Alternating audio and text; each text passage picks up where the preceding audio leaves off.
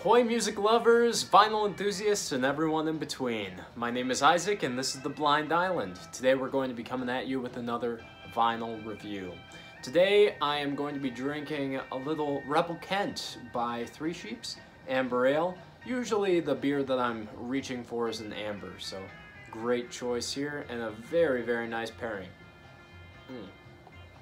Good stuff. So the album we're going to be talking about today is one that I love, has a great atmosphere and mood, but just because I really enjoy it doesn't mean that it's going to get a high rating. Let's take a look at 1959's Santo and Johnny. Now this was the debut album released by these two brothers, Santo and Johnny Farina. It was a huge, huge success, a blockbuster, if you will, for these two very young men who had started with very low aspirations, grew up in an Italian family. To give a little background on the history of this group, they grew up in an Italian family, learned how to play the steel guitar on the sixth string, and also studied under a music teacher who had Hawaiian descent.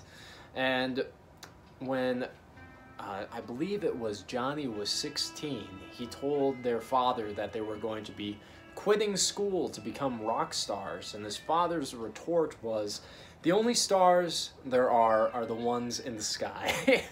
And you know, sometimes that's wise advice, but in this case we're very glad that they ignored his pleas, because they went on tour and they kept on hacking at it with their very interesting blend of country, Hawaiian, and rock music. And then one night after they were done playing a gig, according to apocryphal lore, they went and practiced and hammered out one of their biggest hits that continues to be huge and basically everywhere that you listen to a commercial, hear a jingle. You're probably very familiar with their most famous song, Sleepwalk. So it's ubiquitous, I tell you. This is, so for a first album, it was really going off of that hit single, Sleepwalk, which continues to be their main legacy to this day.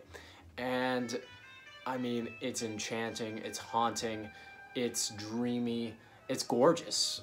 So we know about the single, we know a little bit about their background. Now let's look at the album itself. The album starts off extremely strong with their own take on Caravan, which is a big jazz standard made famous most from big drummers like Gene Krupa. But you know, I love the version that they have on here. Again, they're bringing in that strange blend of luau Hawaiian music mixed with country standard. It's a very interesting blend. It's not quite rockabilly, it's not quite exotica, and it's not quite surf. It's somewhere in the middle of all of that, in a melting pot. So it starts off extremely nice on that, a little hard hitting, and then mellows out into another standard of Summertime, which has been covered by anyone and everyone. Frank Sinatra, Ella Fitzgerald, Billie Holiday, even Janis Joplin did a version of it. It's a very nice, mellow way to, it's a good palate cleanser coming off of the heat of Caravan. And I would just say that this is what the album probably is best described as a palate cleanser. If you're looking to kind of coming off a hard day, or you're coming home with a lot of troubles and worries on your shoulders, this is a great album to throw on. It just has that feeling of the 1950s and the early 1960s, that mod aesthetic. Like you're walking into some sort of mod bachelor pad, and this is the music that would be playing in the background. It's just, it's so nice. However, if I did have some criticisms, even though I thoroughly enjoy this album, I have to say, again, the 50s were not very well known for having albums. There were singles, and then there was the rest of the record. And it's very apparent on here. It just sounds like they were playing some tunes that they were very familiar with.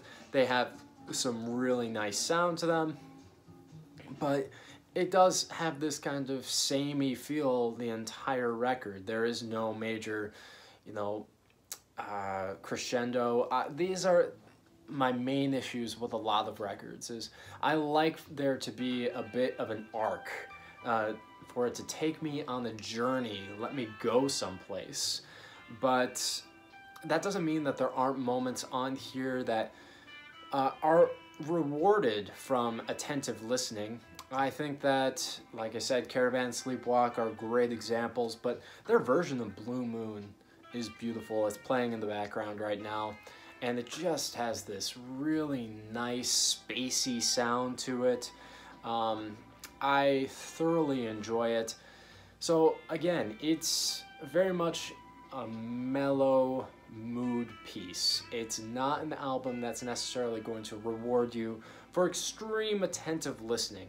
This is a great album to throw on in the background when friends are over, or when you're about to go to bed and you just want to have a nice drink in your hand, maybe sit back in the comfy chair and listen to some really nice solid tunes. So overall, Santo and Johnny is a great period piece. It's a wonderful piece of 1950s nostalgia, and their blend of country, rockabilly, and Hawaiian music kind of was proto-surf, but also really just set the mood for kind of this space age sound that would come later in the 60s. I thoroughly enjoy this record, and I'm gonna give this one a 3.5 out of 5. It's not quite up to the really good standards that I hold 4 out of 5. And I know that some of the dated production on here, the echoey sound effect, will not be pleasing to some people's ears, but I think that this is a really nice record for anyone who kind of wants a mod aesthetic going into their sleep routine. So what do you guys think? Have you listened to Santo and Johnny? What are your thoughts? Let me know in the comments below.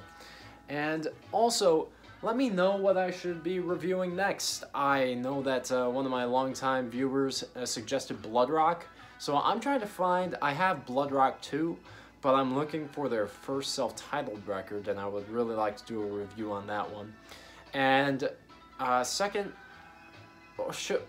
I am thinking of doing a review of McCartney 3. However, I don't have a copy of it, and I've only streamed it, and my thoughts are a little polarizing in the direction. Let me know if you'd like to hear those thoughts, or if I should just keep my big mouth shut. And as always, guys, thank you so much for everything, and thank you so much for watching my videos, and as always, I hope that you have a great day on your own personal oasis. Cheers.